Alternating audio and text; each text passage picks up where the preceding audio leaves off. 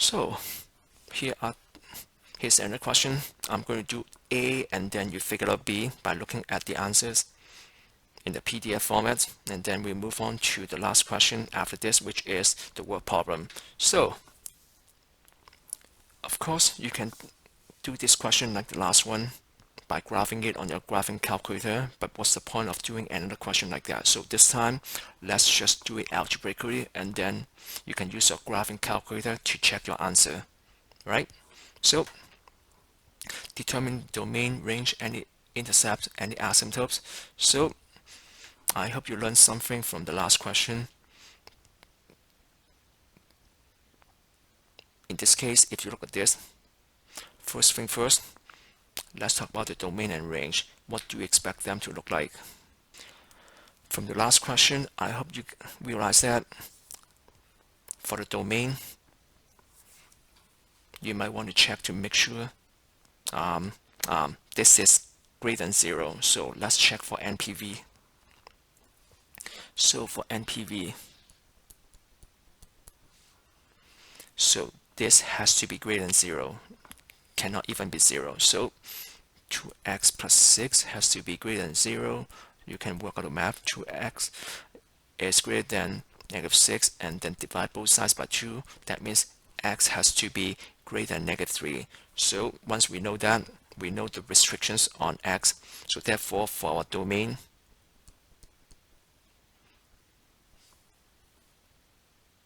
such that x is greater than -3. Okay, so that means we don't have anything when x is -3 or less. And if that's the case, then XER, x could be anything. The range, in this case, you probably know that there's no restrictions. So basically, YER, Y could be anything. And then any intercept. So let's do that. Let's use different color. Let's do the x-intercept. So when y is 0, so 0 equals to negative log base 2 x plus 6.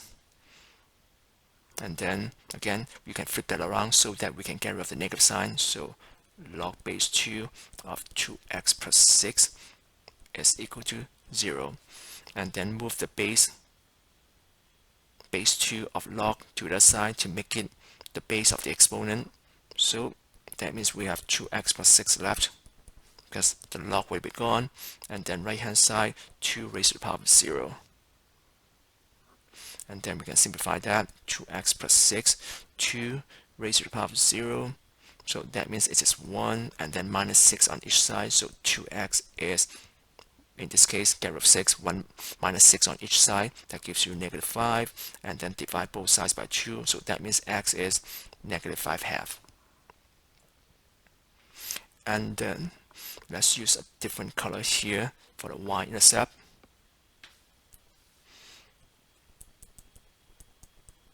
So in this case, for the y-intercept, x is 0.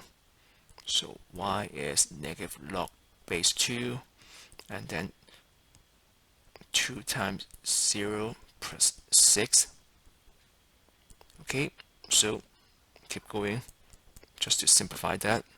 So negative log here, 2 times 0 gives you 0, 0 plus 6, which is 6. So log base 2 of 6.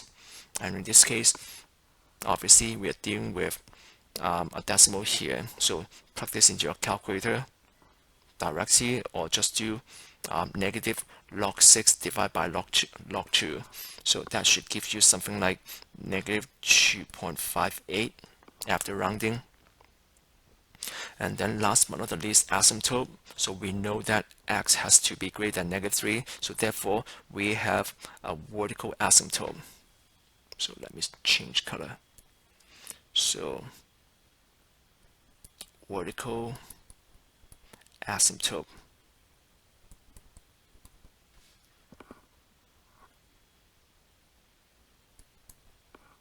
When x is equals to -3.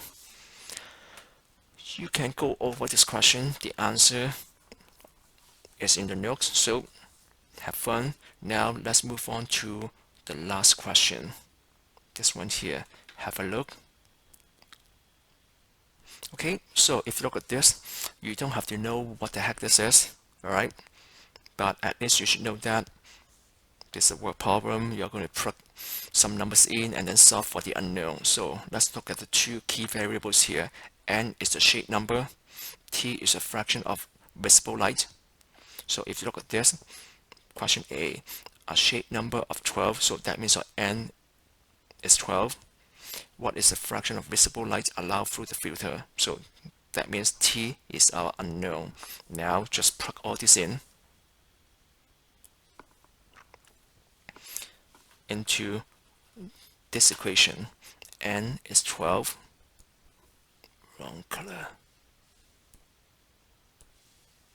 So 12 equals to 7 times minus or negative log of T divided by 3 or all over 3 plus 1. Now simple algebra. Okay, so minus 1 on each side, minus 1, so that gives you 11 equals to 7 times negative log of T divided by 3. And then multiply both sides by 3, times it by 3, times it by 3. I hope you can handle this without me writing every single thing out. So 33 equals to 7 times negative log of T. And then after that, divide both sides by T. So divide both sides by 7 to get rid of 7.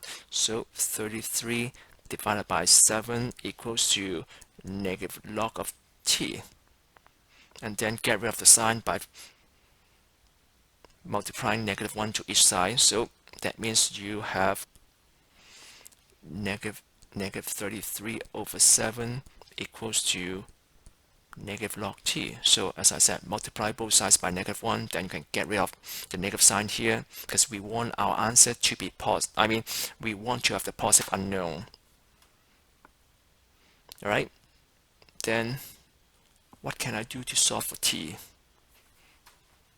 Get rid of the log so that we end up with just T. So how? You might want to pause for a few seconds. We talk about this technique, except this may not be so obvious here. So what is the base here? If we did not specify the base, we assume that the base is to be 10, the normal base. So to get rid of the log, you move the base of the log to the other side. So now the 10 becomes the base of the exponent. So this becomes the exponent. So 10 raised to the power of -33 over 7 equals to T. So now let's plug this in. 10 raised to the power of -33 divided by 7. So that gives you a very small number, which is 1.93 blah blah blah times 10 raised to the power of -5. Alright, so that means T is 1.93 times 10 to the -5, which is a very small number, which is the same as, if you want, move the decimal point to the left 5 spots. So that means our answer is 0.00000193. Alright, so last part here. What shade number would you want to use if the fraction of visible light you can allow is 1.95%? So let's quickly take this equation. Oops, never mind. So let me just quickly write that formula down here. So N is 7 times negative log of T all over 3 plus 1. So if you look at this, in this case, we are looking for the shade number, so that means n is our unknown. Just find out what t is, plug that in, then solve for n. Now, if you look at this, it says 1.95%, so you cannot simply plug in 1.95 there because it is a percent. So you can convert this into an actual number. Divide it by 100. 1.95 divided by 100, then you get 0.0195. Now that's your t. Plug that in here. 7 times negative log of 0.0195. Divide the whole thing by 3 and then plus 1. And when you do so, you'll find that your answer is 4.99 something.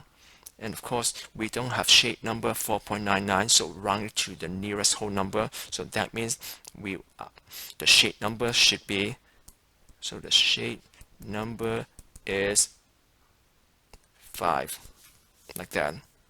Right? So hopefully you don't find this lesson too bad for the transformation, because we have this nth time. I don't even know how many times we'll talk about transformation anyway. So the questions you want to try at home.